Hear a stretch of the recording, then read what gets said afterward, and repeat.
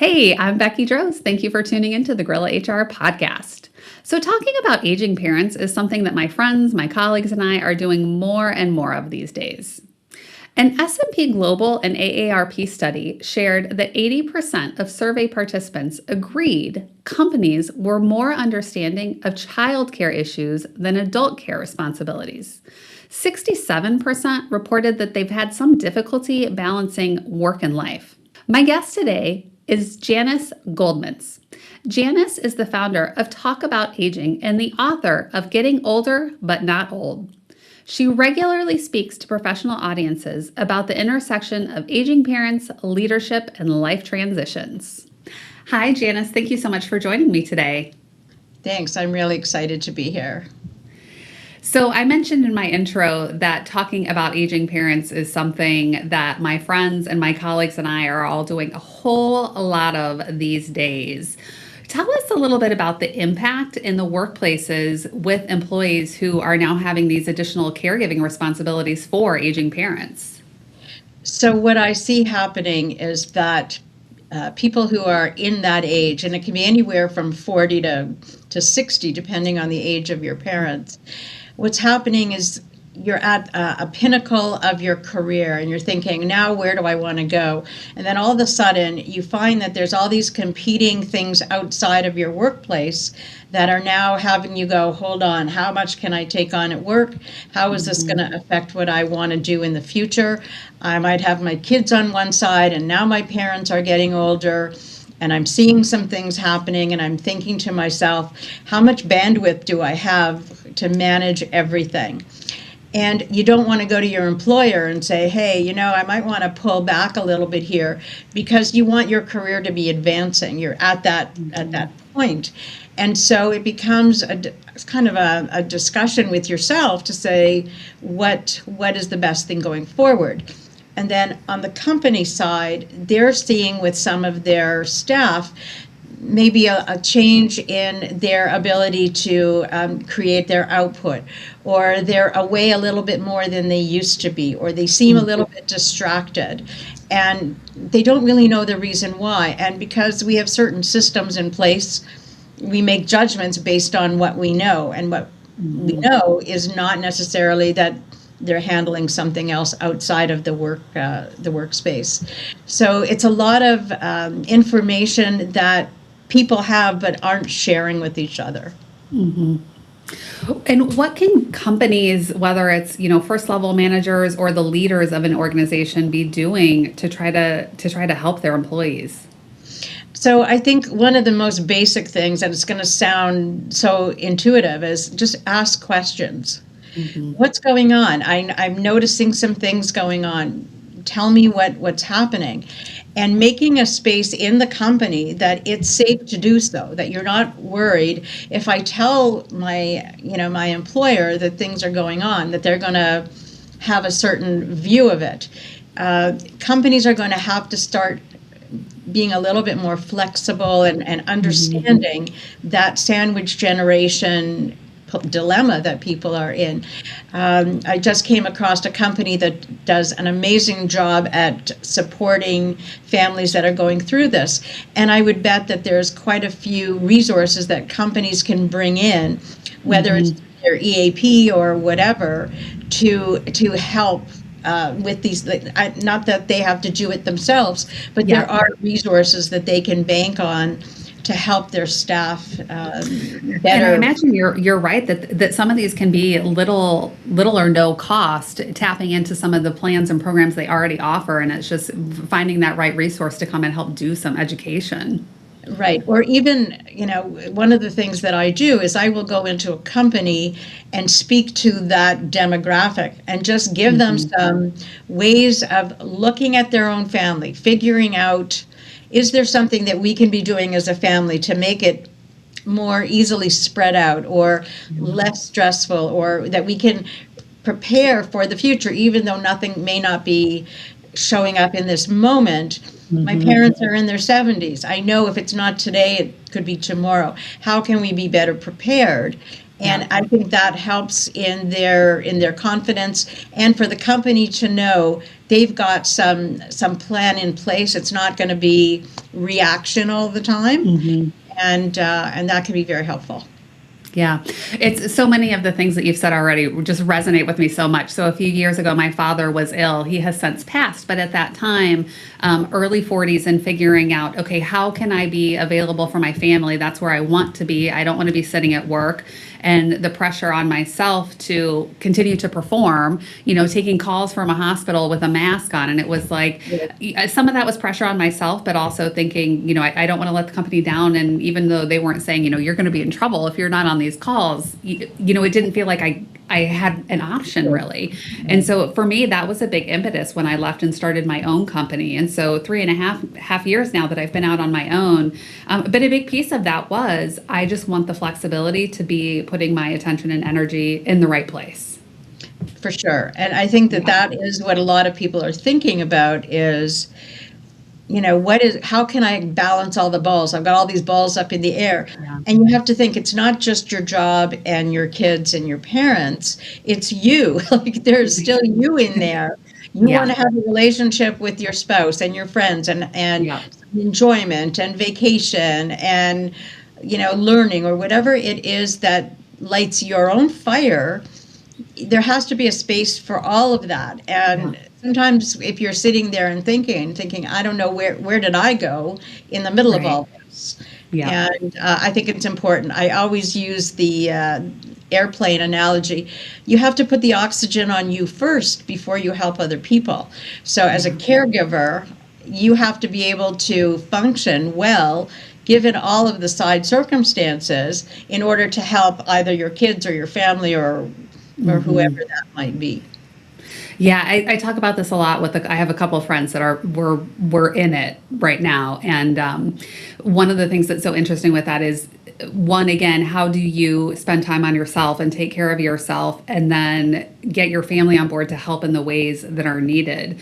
Right. I am very fortunate that my brother is pretty great. I'll say pretty great. No, he's great.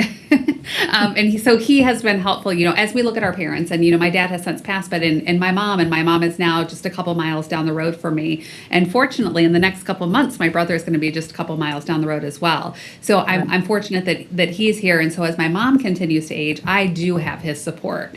And I look at some of my friends that I converse with regularly, and not having the same level of support is something I see so much of. And I see her just carrying a lot of the weight. What can people do when they need to get their family or their siblings to step up more and to help more on board with either being more involved or helping make decisions? What do we do?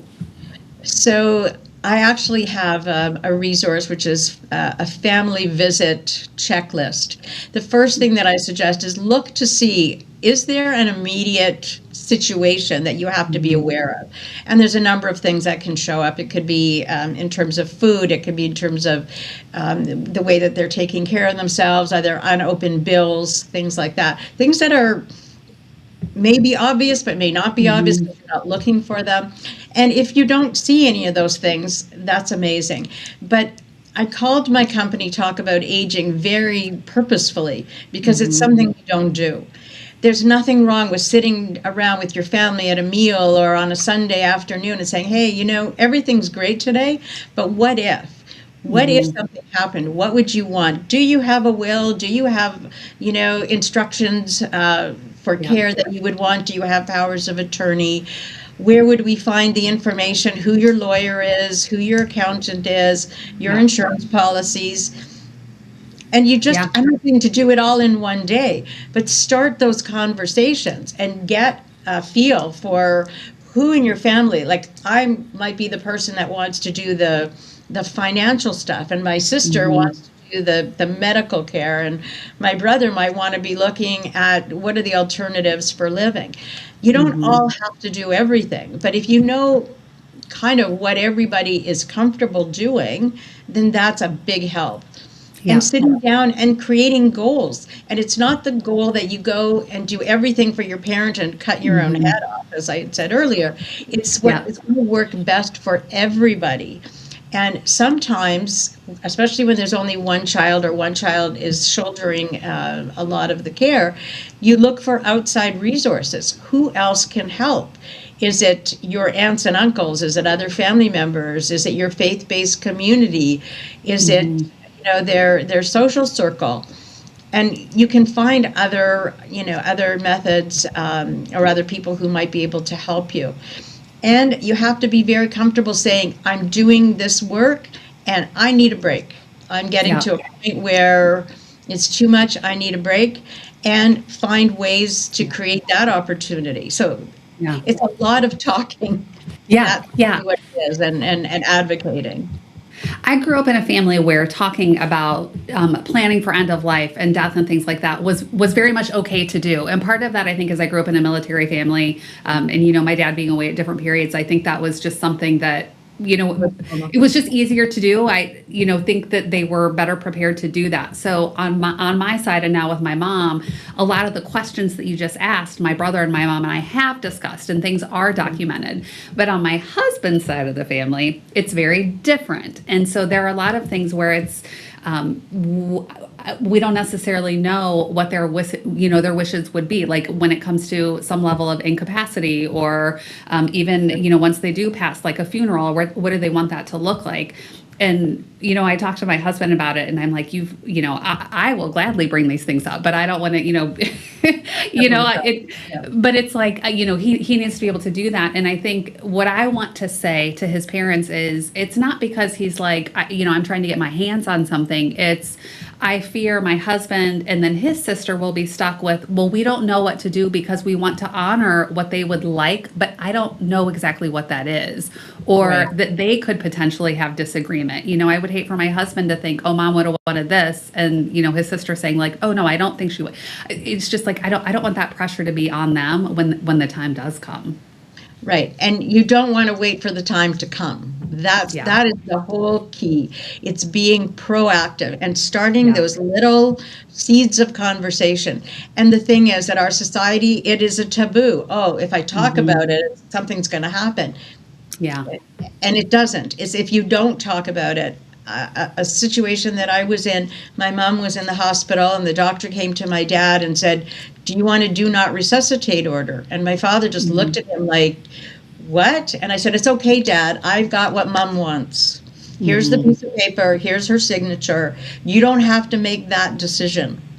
Yeah. And it just allows a degree of relaxation and calm, because you're not thinking, what do they want? And exactly what you said. You have one sibling that says, well, I think Mom wants this. No, well, I think Mom wants this. And explaining that to your parent and saying, we want to make sure you are honored. That's exactly why we're having the conversation. Yeah. This is your choices, and we want to honor you and what you would want. And know that today you can tell me you want X, and in a year or two or whatever, you decide you want Y, that's fine too. It's your option to weigh in at any time to say, I want to change things. Yeah. And I think, again, it's trying to normalize something that right now is not normal. Yeah. Yeah. It's just making that shift, really to make those things okay. I also, years ago, my grandmother lived nearby, and she had a stroke, and we had talked, and I knew everything, her plans, and had the documents ready to go. And she had a stroke. And when she was taken to the emergency room, I'm walking in like, what are you doing? Because I know she doesn't want you to do anything. And, there were a couple times that the doctors, I felt like they were pushing back on me and some of these questions they were asking. And it was like, she's in her 90s, and I have documentation that this is what she wants. And they're like, oh yeah, we agree, and that's practical. We just want to make sure. And so at first what I thought was, being challenged was really just to say, did you talk about this? Did you plan this? And are we doing the right things? And so, I understood that pretty quickly. But those first couple questions, I was like, what are they trying to do? Well, and that's kind of the thing that you can bring to people is if you don't have this information, the doctors are going to decide for you. And that's just what it is. It may be what you want, and it may not be what you want. Yeah. But when you come in prepared and you have what you need in front of you, it's so much easier to say, this is what my loved one wants. Yeah. And then they abide by it. But if there's no plan, they're going to do their job is to do whatever they need to do. And you also don't want the other side, because unfortunately there are ageist attitudes in medicine, and you may have someone that goes, well, your grandmother's 90 years old, we're not really going to do a whole lot here. And that may not be what you want. That person may say, hey, I want everything done possible. Yeah. Don't limit just because I'm 90 years old, what you would or would not do for me. Sure. Do you have any specific tips on how to address these taboo topics, and how do you start to dip your toe in to have these difficult conversations? I think you have to bring some humor and fun to it. It's just bringing it up and saying, hey, have we ever thought about these things? And someone's going to go, well, I don't really want to talk about it. And explaining, again, I think when you tell someone that you're doing it to honor them, to make sure that their wishes are carried out, you can have a thing where everybody writes down, what would you want? What would you want? And then put them in the middle and everybody pick one out. Okay, oh, well, who said this? Can you guess who said this? Or whatever. I would make it light as you can in the beginning, and just start. Hey, Mom, who's your lawyer? I'm just trying to get a little planner together just in case. Or who does your taxes? Or, hey, do you own this house? There's ways to find out information without hitting somebody over the head. You can have somebody come and facilitate it if you find that people are really struggling to come together. And sometimes that's the best way. Sometimes having an objective third party sit down and listen, because what you don't want is squabbling. Oh, I think you should do this, and I think you should do this. And the parents, sometimes their voice gets lost, and sometimes the kid's voice gets lost. And having somebody who's an intermediary in there can sometimes bring everybody back to the main goal, which is to have the highest quality of life for everybody. Yeah, absolutely. I think that's critical to come back to that reminder. It's always the why, and why are we doing this? Exactly to that point. We want to have the best quality of life. Right. Yeah. And the other thing is, one of my biggest things is you want to create really good memories of all these things that you do. And if you do it from a place of love and caring, then those situations, people will understand why. And your kids are watching how you care for your parents. Sure. So if they see that, oh, my parents are really invested in the well-being of my grandparents, that's how I should be. That's what I need to be doing. And it is a way of learning. Now, there are situations, unfortunately, where there is discord in families, and that's a whole other situation. But I think in most families, it's not something that we're taught. We just watch what our parents are doing, and that's how we're learning. Or we see how friends or other people around us are doing it or not doing it. And, I always thought, watching my own parents, I watched how caring they were, but they really did not know how to pre-plan. And so, critical events would happen, and then everything went up in the air, and everybody's running like a chicken without a head on it, because nobody sat down and said, what would you want? Yeah. And taking it back to kind of where we started from the employer perspective, I really do feel like this is an opportunity for that education. And to your point as well, that it becomes such a distraction, and people, how can you be engaged in the work when you do have these other concerns and worries? So I think too, as we have more people in the sandwich generation, hopefully we'll see employers become a little bit more accommodating, and understand that people do have these needs, right? We're not, none of us are getting any younger. And if you are, I'd like to know the secret. Right. And in the organizational system, again, it's not something that was ever thought about in terms of how do we look at people's performance? How do we look at what do we have in place for our employees? There are some progressive companies that have thought, yep, this is coming down the road, we need to be providing. But I would say most of them, if they see some difference in the way that you're performing or in your ability to be at work and present to your work. That's where presenteeism comes in, where you're sitting at your desk and you're on the phone and you're, trying to hide, I'm talking to my parents or whatever, because you don't want people to see that this is happening, but you're distracted. Or you're thinking that stuff is happening at home and you're not there, and how is it going to, resolve itself, and all of these things.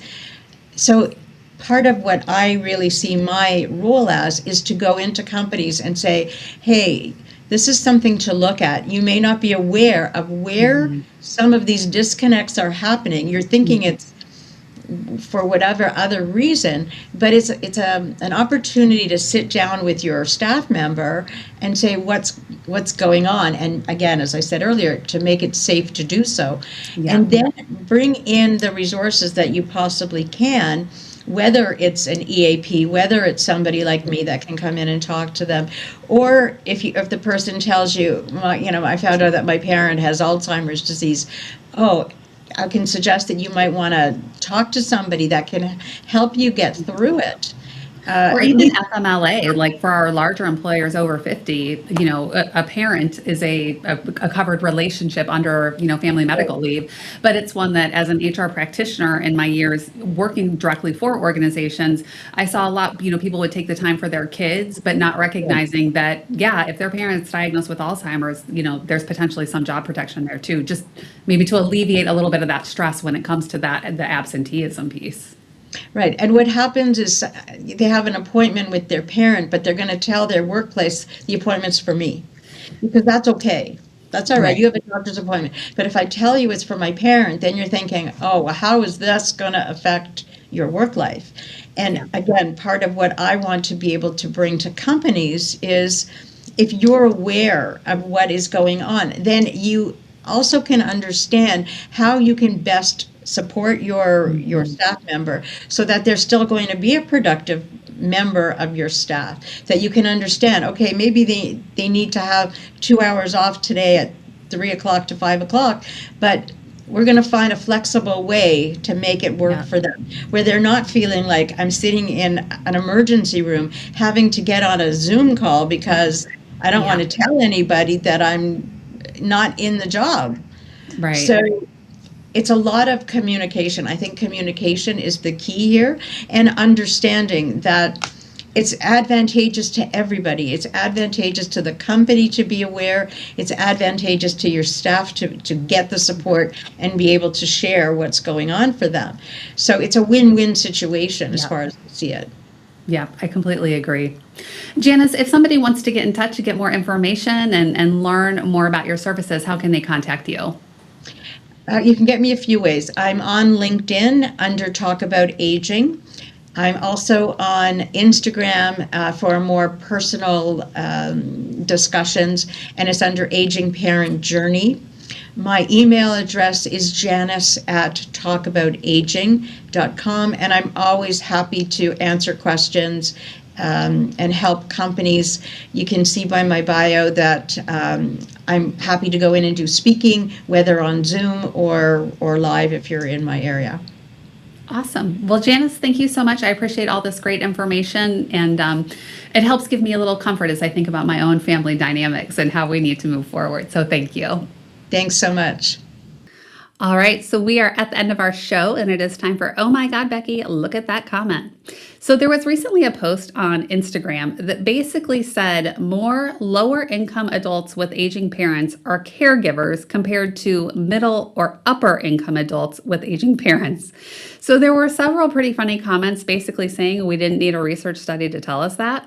So I did some research on my own, and I found that it was a real study. Now, that was just one data point of many, but I agree that those comments on how obvious that was did make me laugh.